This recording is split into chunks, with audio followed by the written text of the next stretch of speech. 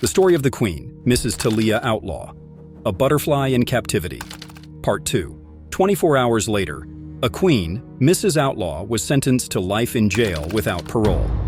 The day of the incident, Mrs. Outlaw had a gun in her purse. If she wanted to kill her attacker, she could have easily did so. The knife, the so-called murder weapon, was never found. The house where the incident had occurred was never searched. Mr. Bibbs went to the hospital on his own and apparently died while at the hospital from a single small wound to his clavicle area. The forensic pathologist who testified has been discredited and rebuked and is no longer allowed to practice. The so-called public defender for Mrs. Outlaw failed to do his job. The so-called public defender for Mrs. Outlaw failed to bring forth evidence of the prior 15 reports of domestic violence against Thalia Outlaw.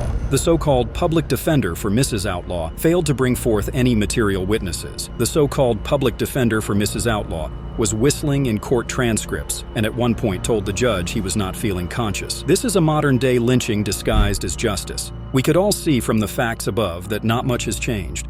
Stay tuned for part 3.